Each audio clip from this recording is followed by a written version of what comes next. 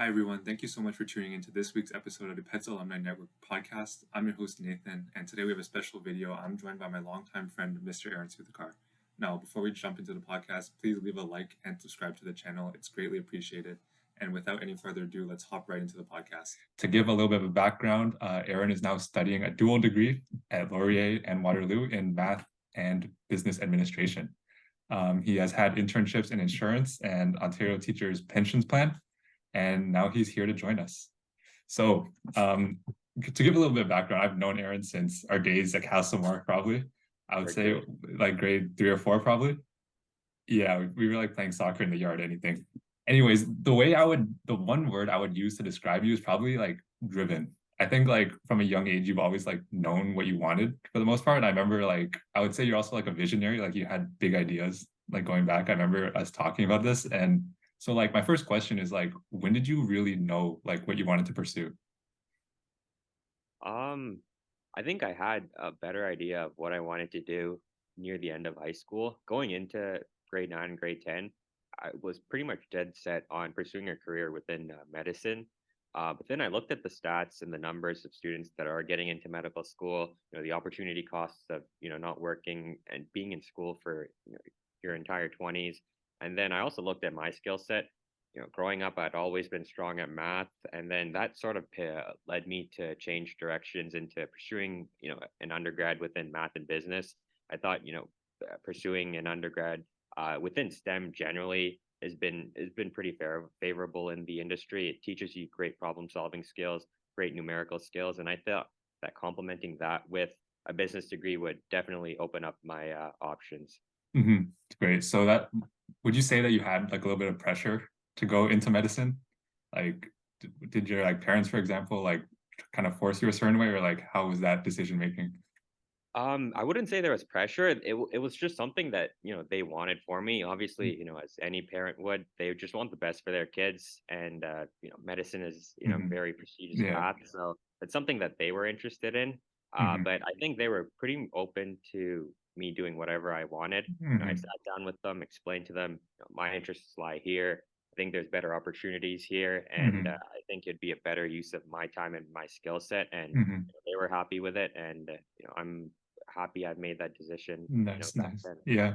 So was this program your first choice? Because you mentioned it like perfectly combines like your two, areas of interest and expertise. Would you say it was your first choice? Definitely, it was my first choice. To give you some context, I applied to general business programs as well at Rotman at U of T, applied to accounting at Waterloo, accounting at Brock and Ryerson as a safety, and then I also applied to computer science at U of T and Waterloo as well. But going in, this was my number one choice, and as soon as I got the offer, I was ready to Mm-hmm. accept it.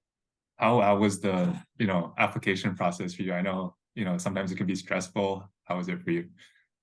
Definitely, it was tough. I think the admission averages that they were looking for were at least mid 90s to be competitive. So it came down to just sitting down at school, grinding, getting the Mm-hmm. marks that you needed to apply. But Mm-hmm. it goes beyond the marks as well. You need to be a well-rounded student, and that's what Waterloo looks for. You needed to have a number of different extracurricular activities.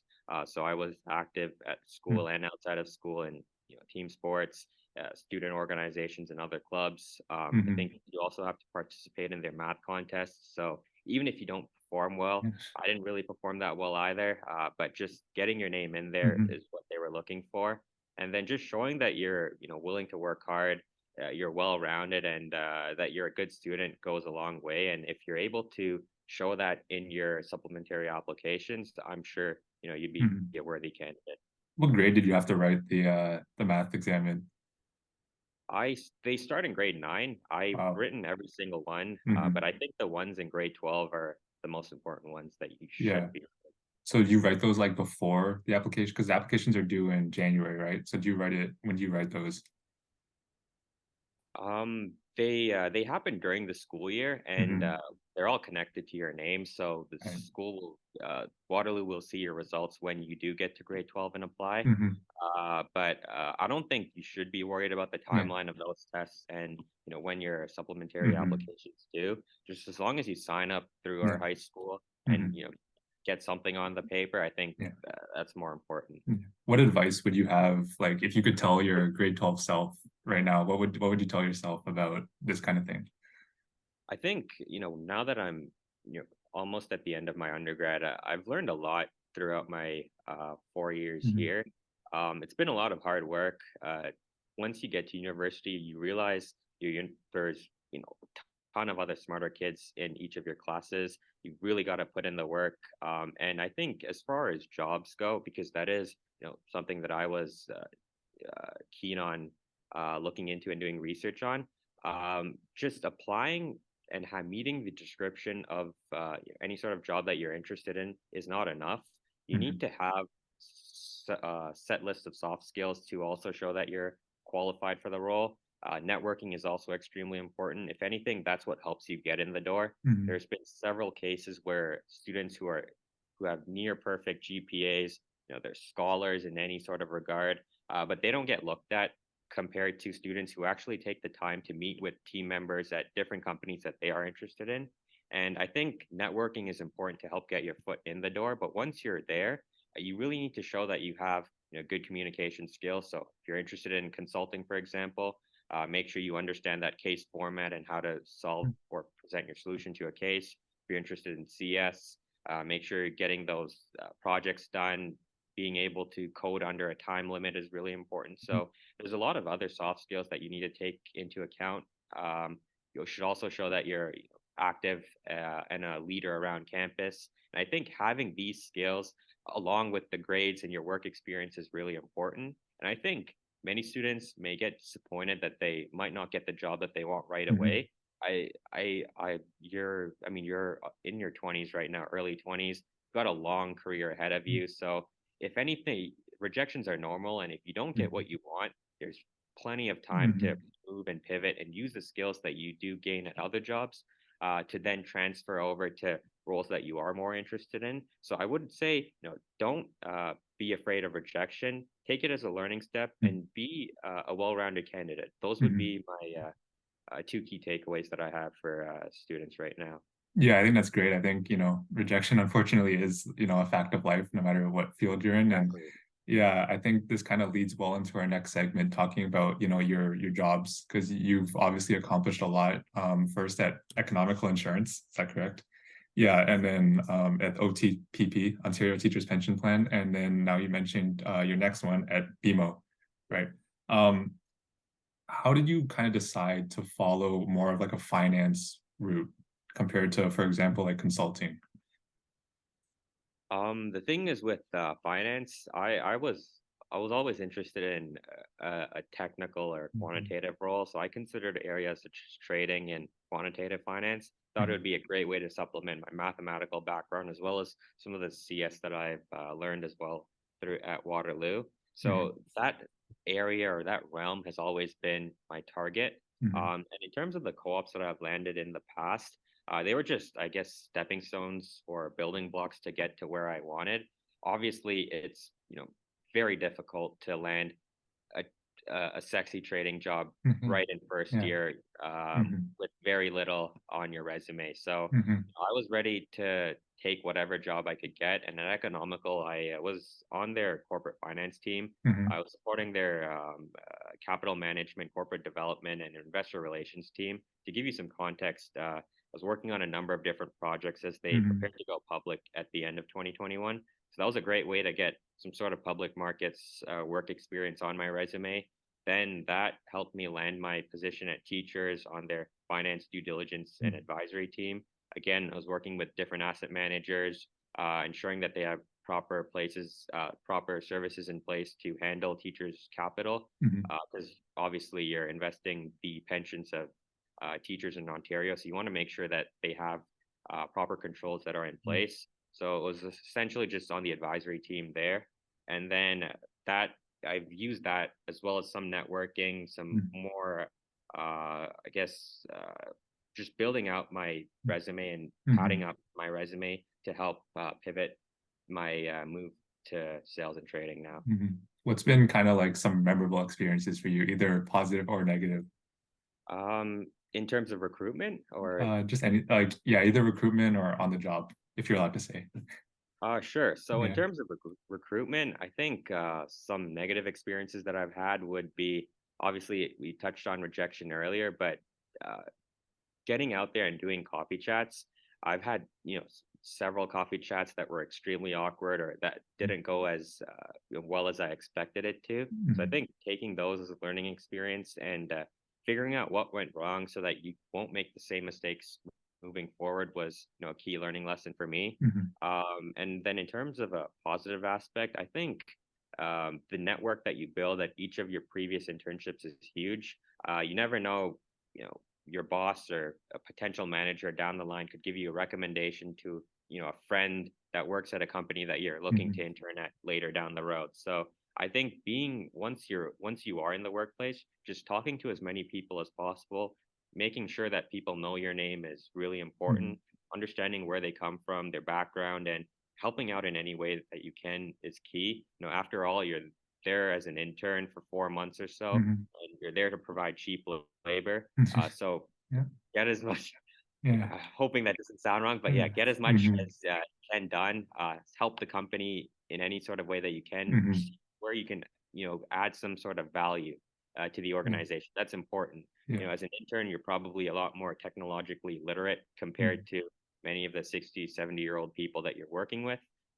So, finding ways to automate tasks and showing that there is value in you being a part of the team Mhm. is really important. Yeah. I hope like, I know there's like a general stereotype that the senior managers always treat the interns poorly. I hope that wasn't the case. No, it's not the Okay. case. Okay, that's great. How important would you say it is to like be there to learn? Like I I think a lot of interns sometimes go in thinking they know everything, but like what have been some of your biggest learnings as an intern? I think it's extremely important to go there with an open mindset, Mhm. ready to learn. My managers have told me in the past that the interns that know the most aren't the ones that interest them. It's the ones Mhm. that are like the most keen, most curious, and the ones that are willing to ask questions that others don't ask.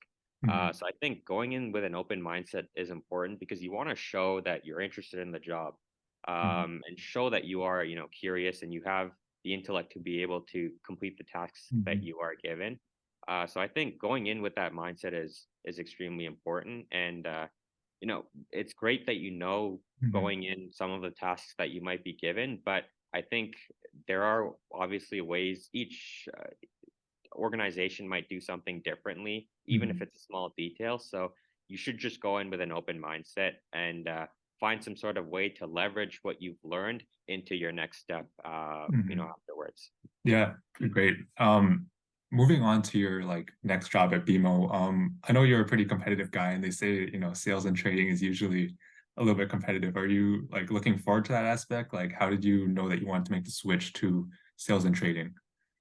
I think sales and trading for me personally was a great way to combine both business and finance skills that I've learned at Laurier, along with the math that I've learned at Waterloo. It's Mhm. obviously a dynamic, fast-paced environment. You get the chance to use new software, new technology Mhm. every day, and being able to stay at the forefront of market developments. I think just the fast-paced nature and the Mhm. ability to make a direct impact on the first day of the job was really what caught my interest and Mhm. attention. And I think it's definitely going to be an interesting experience. Obviously, Mhm. trading floor is crazy at Yeah. times, and so I'm going in with an open mindset and Mhm. just hoping for the best. Yeah, I hear it's fast paced for sure, and you got to stay up with it. You mentioned, your different classes at Laurier and Waterloo. How would you say that like the culture is kind of different there? Or, like, what do you notice in some differences between the two schools? Definitely. I mean, there's a huge culture difference between the schools. So to give you some context, I have to travel back and forth between Mm, Waterloo and Laurier every day to attend classes at both mhm, campuses. And with Waterloo, uh, most of my classmates, if not all of them, tend to be very, to their own. mhm, Everyone's grinding. Everyone has their own lives mhm, that they're worrying about. Work is very individualized, and everyone's just worrying about their own businesses. No mhm, one's really. There isn't a lot of group work, I would say. Whereas with Laurier, it's a lot more open, a lot more relaxed, chill. Hmm. People are just more sociable to talk with, and it's a better, in my opinion, it's a more fun environment to be in. Hmm. Right. I think it just depends on the nature of the workload that each student has. Hmm. With the BBA requirements, they're obviously a lot lighter compared to my math requirements. So that's why students tend to have more leisure time and Hmm. just time to relax and wind down. Whereas with math, it's very intensive. Hmm. There's assignments due all the time. The material that you're learning isn't that easy either. So Hmm. it's just that students are so focused and prioritized on just getting work done that many of them don't spend a lot of time on the social aspects of things. Hmm. But I'm sure if you sit down and actually get to know people, they'd be Yeah. very open Yeah. to being friends and all that. Yeah, the stereotype that business kids don't do anything is pretty true, I would say, especially compared to, STEM and math kids. I find that, especially as I get to know more STEM kids, that it seems like they have like a really full schedule and, they have a lot of tricky stuff to do. Whereas I feel like the stereotype about business kids just sitting around all day is, it's a little bit exaggerated, but it can be kind of true sometimes. Yeah, I guess it just depends on where you are. Yeah. Later, if you're at the end of your undergrad, chances are you're probably chilling, got a Hmm. job lined up if you're in business. Whereas STEM, it's just work that builds on top of Hmm. each other. You've got, some sort of hard science to take, math or whatever, computer Hmm. science. So it's just the nature of the material that you're taking. But Hmm. yeah, I would agree. Yeah. Okay, I don't want to keep you too long. We'll start wrapping up now. Where do you see, like, what are some next aspirations you have? Can be outside of work, can be just about anything. Where do you see yourself in about 5 or 10 years? That's an interesting question. So Yeah, from a work perspective, ideally, within the sales and trading space is what I'm interested in. I'm Mhm. hoping to pursue a full-time career in that area. Ideally, get my CFA, Mhm. whatnot, and just practice or learn a wide variety of different trading products. Just get Mhm. better at my job. And then outside of work and school, probably just take time to relax, wind down, spend more time with Mhm. friends. Over the Right. past 4 years or so, I've been so focused on school and my marks and Mhm. recruiting that Yeah. I've neglected other areas of my life. And Mhm. I think it's time that I get back to that and really take it easy and just chill. Yeah. I mean, yeah, I feel like a lot of people, they grind so hard their university. I think everyone deserves a little bit of time off after. Yeah. Definitely. Because Okay. you Yeah. don't want to burn out, and Mhm. that can lead to other problems as well. But Yeah. yeah, Yeah, like you said, we have a long career ahead of us, hopefully, and this is just a small little blip on the map. And okay, last question. Do you have a person on here that you'd like to see on this podcast? yeah, I can shout out a few names. Okay. Shout out Martin Dye from Okay. Ivy. Hmm. Uh, I'd also shout out Alan from Rotman and Okay. Meng Yu from McGill. Perfect. We'll do our best to get them on here. Okay. Thank you so much Sounds for good. joining us. We really appreciate your insight into this, and we'll see everyone next week.